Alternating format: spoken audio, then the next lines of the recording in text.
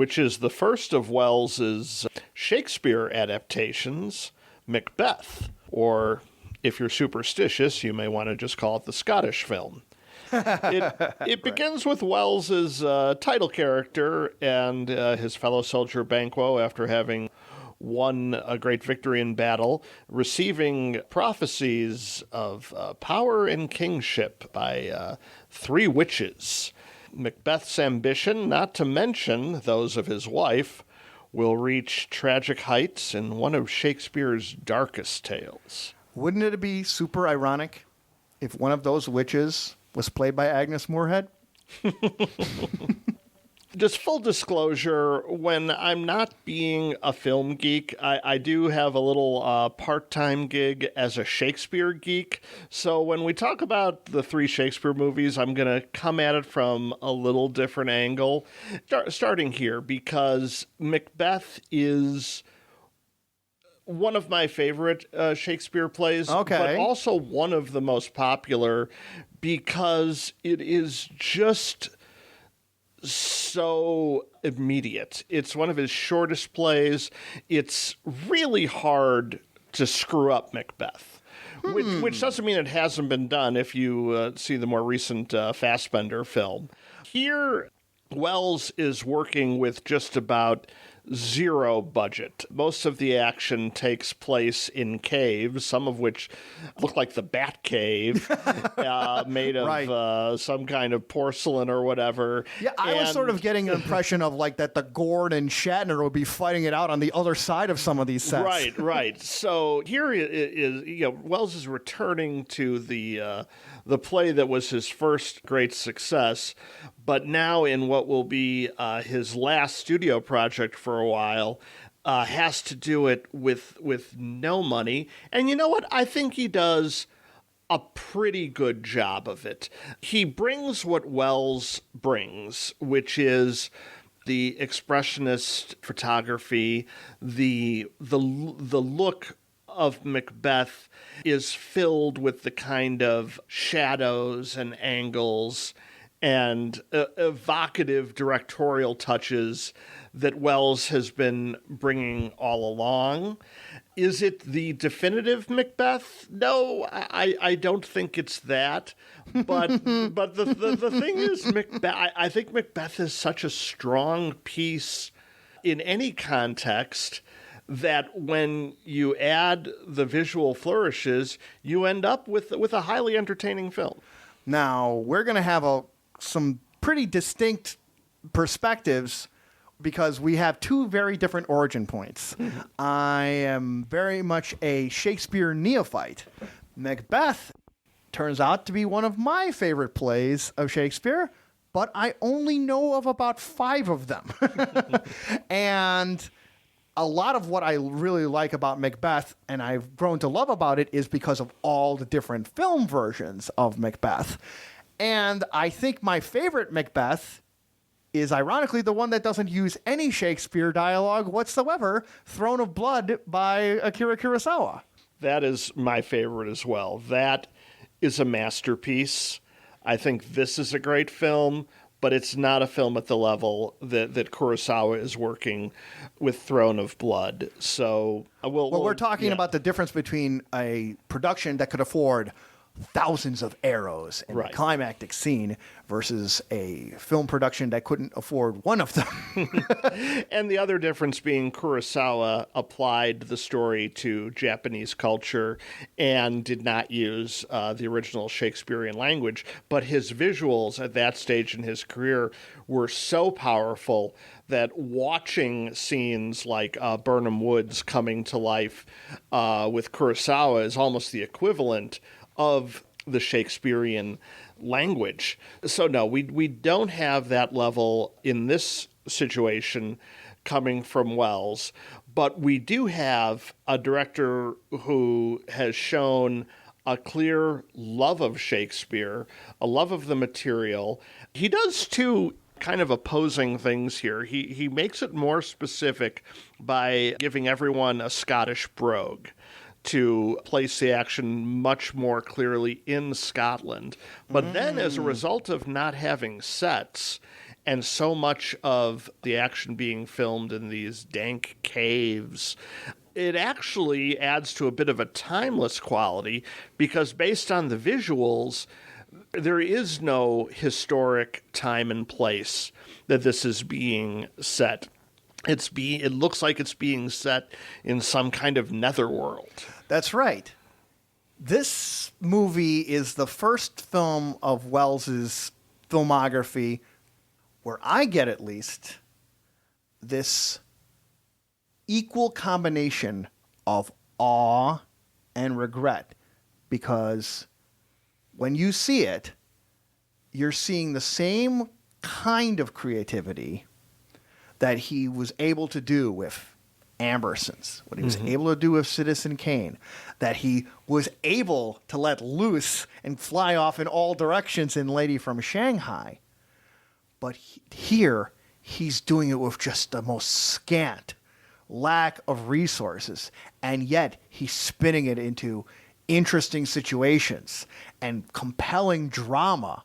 And so you are so aware that he is spinning gold from the barest wheat imaginable.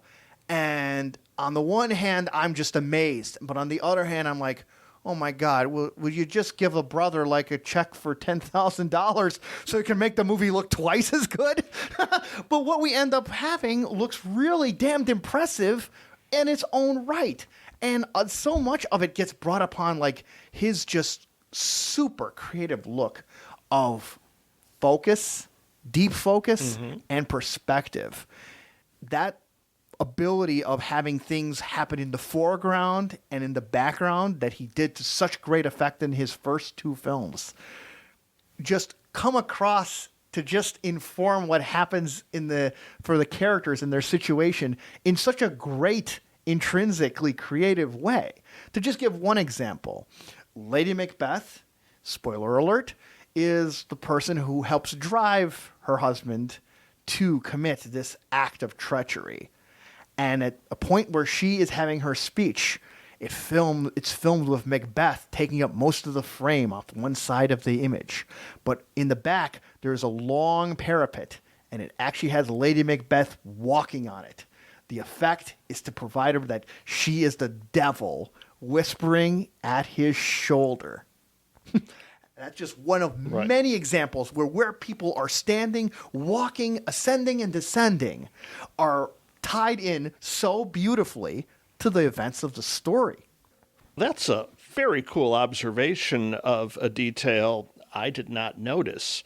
And it really speaks to the whole cinematic quality of this particular Macbeth, which wasn't necessarily a given for Shakespeare at the time. The big competition for this film in 1948 was Laurence Olivier's version of Hamlet, which went on to win all the Oscars. And being Hamlet, there was some great quality there, but it didn't have Welles's flourish as far as taking Shakespeare from the stage to film. So you're saying you would actually put this version of Macbeth over Laurence Olivier's Hamlet? I would, which is not to say that Laurence Olivier's Hamlet isn't definitely worth watching or that Olivier doesn't do a great job, but it is somewhat stage-bound. He does some things to change it from the original, including a lot of cutting down. But with Welles, you see every shot turning it from a play into something far more visual. And we should make some note on the performances. I have to admit, I'm coming in from a perspective of my Macbeth knowledge is almost entirely of the cinematic realm, so I don't know what a figure of Macbeth is quote-unquote supposed to be like. But we do know over like Welles how Welles's figures have been like a proud people who have found themselves laid down low to their own foibles, in an effect, right? Mm-hmm. That's not exactly Macbeth. Macbeth has a level of ambition that gets increased and goaded through. And I feel that, like, for once, it isn't a case where Welles is in a character that he has built for himself, right? He has a challenge in front of him to play a character who has thousands of years of performance history. I think that, like, at least from my impression, that he rises to the challenge.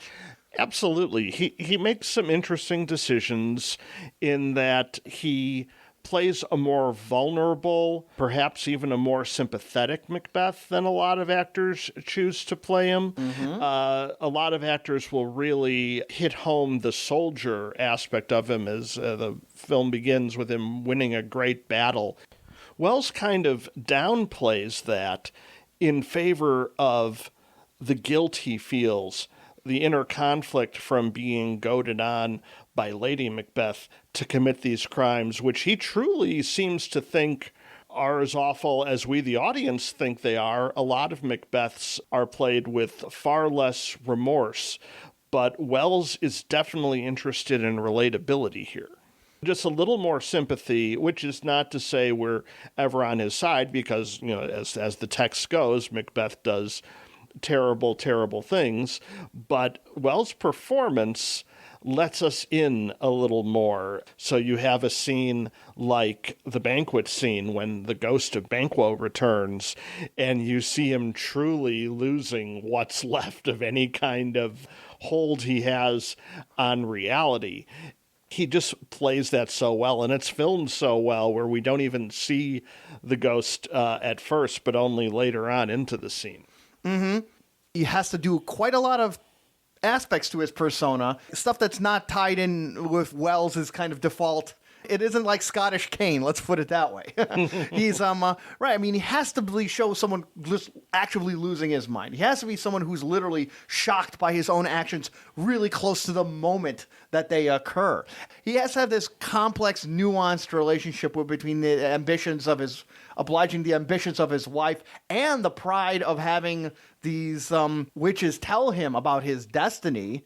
And how he reacts to that, you know, so that when he gets to the tomorrow, you just realize the extent of this existential crisis that he's gone through, I guess, for lack of a better way of phrasing it. Yeah, and that scene is done so well. It's the film basically turns into a cloudscape. For those who don't know, that's the scene that includes the famous line, "Life is a tale told by an idiot, full of sound and fury, signifying nothing," which is some of the most powerful language in Shakespeare. And again, maybe if he had more of a budget, he would have tried something a little more elaborate.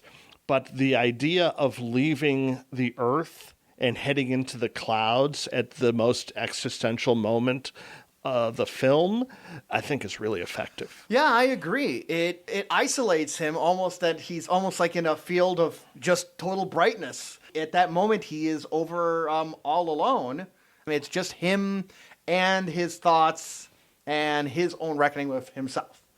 And the performance by Lady Macbeth is really excellent as well. Like, she does a really nice job of doing both the ambition and just the sheer kind of resentment at the fact that as a woman in that position, she needs to go and have her be guiding her husband to do these dirty deeds, and that she has to have a proxy, you know, of power.